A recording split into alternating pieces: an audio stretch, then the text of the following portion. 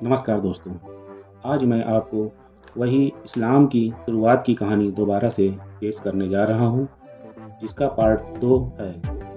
इससे पहले पार्ट 1 में मैंने आपको बताया था कि किस तरह से इस्लाम की शुरुआत हुई और अरब देश के रहने वाले लोग छोटे-छोटे कबीलों में रहते थे, कैसे आपस में लड़ते-झगड़ते थे और कैसे वो मूर्तियों की पूजा किया करते थे। क्योंकि जिस स्थान को आज की डेट में सबसे पवित्र माना जाता है, मक्का, उस मक्के में ही 360 मूर्तियाँ उस टाइम पे रखी हुई थी, जिनकी वहाँ पे मौजूद लोग पूजा किया करते थे।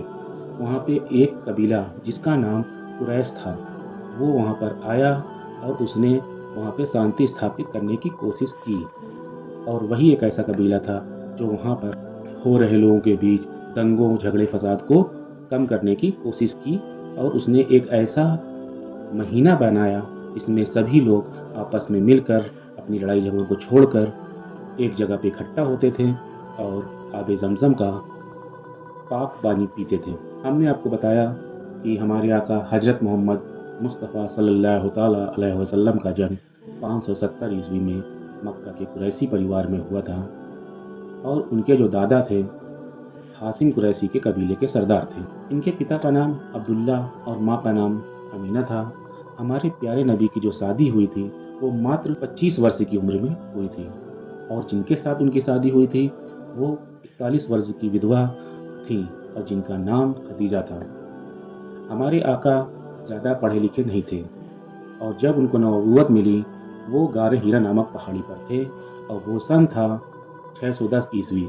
हमारे प्यारे आका जब गारे हीरा नामक पहाड़ी में जाते थे तो वहीं पर जिब्राइल अलैहिस्सलाम से उनकी मुलाकात होती थी। जिब्राइल अलैहिस्सलाम ही वो शख्स थे जो उनको अल्लाह का संदेश देते थे और फिर हज़रत मोहम्मद मुस्तफ़ा सल्लल्लाहु ताला अलैहि वसल्लम हमारे प्यारे आका उस अल्लाह के संदेश को अपने अनुयायियों को बताते थे और फिर धीरे धीरे उनको मानने वाले लोग उनके बताए हुए संदेशों को लिखना शुरू कर दिया, जिसे आज हम लोग कुरान मजीद के नाम से जानते हैं।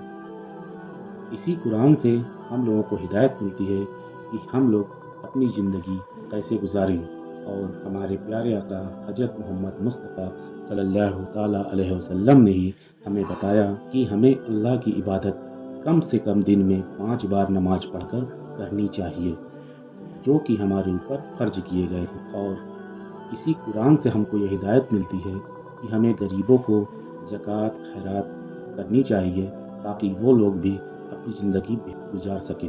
अब मैं आपको मोहम्मद साहब के सामने आई हुई परेशानियों को डिटेल से बताने जा रहा हूँ, कृपया गौर फरमाएं। जब मोहम्मद साहब ने 1500 वर्षों तक गार हीरा में कुरान की तिलावत, अल्लाह के संदेश को लाकर दुनिया के सामने रखा और इस्लाम की स्थापना की, उस समय तक अरब में प्राचीन अरबी धर्म का पालन होता था, जिसमें लोग जुआ खेलना, शराब पीना आम बात होती थी। यहाँ पर वैवाहिक जीवन भी सही नहीं था और बहुत बेहूदगी होती थी। लड़कियों का व्यापार करना यहाँ आम बात थी और मोहम्मद साहब ने इन सब चीज़ों की, अंधविश्वास की, मूर्ति पूजा की घोर निंदा की। उस समय के लोगों को ये लगने लगा कि ये जो नया धर्म है ये हमारे धर्म की प्रतिष्ठा का सवाल है और लोग इसके खिलाफ हो गए थे और उस समय लोगों ने मोहम्मद साहब का बहुत ही मजाक उड़ाया और उनका घोर निंदा की। और इन्हीं सब से परेशान होकर मोहम्मद साहब मक्का से भागकर मदीना पहुंच गए थे और उनके मक्का को छोड़कर मदीना जाने को ही हिजरा कहते हैं और यहीं से हिजरी कैलेंडर की शुरुआत हुई थी।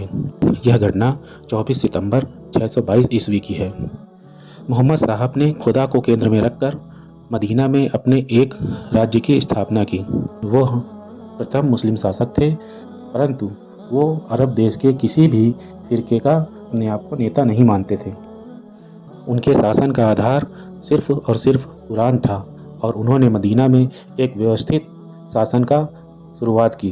साथ ही उन्होंने अपने विरोधियों का भी डट कर मुकाबला किया। जानकारी के लिए आपको बता दें कि इस्लाम धर्म में 2 ग्रंथ बहुत ही मशहूर हैं, पहला कुरान, दूसरा हदीस। कुरान वो किताब है जिसमें खुदा ने खुद आदेश दिया है, लोगों को जीने का, रहने का बारे में बताया है, और हदीस वो ग्रंथ है जिसमें मोहम्मद साहब ने खुद बताया है कि कि लोगों को किस तरह रहना चाहिए, लोगों को हिदायत दी है।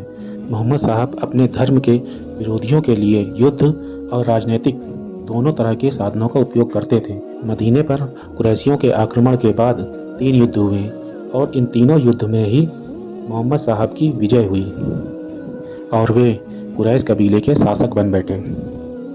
इस तरह मोहम्मद साहब ने हमेशा इस्लाम का प्रचार किया और हमेशा पैगंबर कहलाए और कभी भी किसी अन्य पद को स्वीकार नहीं किया और 632 ईस्वी में उनकी मृत्यु हो गई।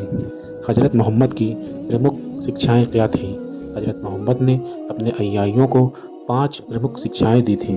पहला यह है कि प्रत्येक मुसलमान को इस बात पर विश्वास रहना चाहिए कि अल्लाह सिर्फ एक है और पैगंबर मोहम्मद उनके पैगंबर हैं। हर एक मुसलमान को दिन में 5 बार नमाज पढ़ना अनिवार्य है। नंबर 2, निर्धनों को ज़कात देना चाहिए। ज़कात एक प्रकार का दान है। नंबर 4, इस्लाम के मानने वाले लोगों को रमज़ान के महीने में रोज़े रखने चाहिए। नंबर 5, प्रत्येक मुसलमान को अपने जीवन काल में एक बार हज यात्रा जरूर करनी चाहिए। हज़रत मोहम्मद सल्लल्लाहु अलैहि वसल्लम ने अपने उत्तराधिकारी के रूप में किसी को भी नियुक्त नहीं किया था, पर आम लोगों ने अबू बकर को उनका उत्तराधिकारी मान लिया था, जिसे खलीफा कहा गया। हज़रत मोहम्मद के इंतकाल के बाद खलीफाओं ने इस्लाम को फैलाया और इन खलीफाओं के नेतृत्व में इस्लाम धर्म को मिस्र, अरब, इराक, ईरान और सीरिया जैसे देशों तक इस्लाम को पहुंचाया। इस्लाम में अब्बास वंश के शासकों ने सबसे ज़्यादा शासन किया और भारत में अरबों का आक्रमण 7वीं शताब्दी में हुआ था और तब से इस्लामिक शासक बराबर भारत पर आक्रमण करते रहे और अरबों के आक्रमण के बारे में विस्तार से मैं आपको आगे जानकारी दूंगा। तो हजरात, आपका मेरे इस चैनल पर बने रहने के लिए और दीन की अच्छी अच्छी बातें सीखने के लिए बहुत बहुत शुक्रिया। उम्मीद करता हूँ कि आपको मेरी ये कहानी पसंद आई होगी, इसलिए मैं आपसे दरख्वास्त करता हूँ कि मेरे इस चैनल को लाइक और सब्सक्राइब ज़रूर करें।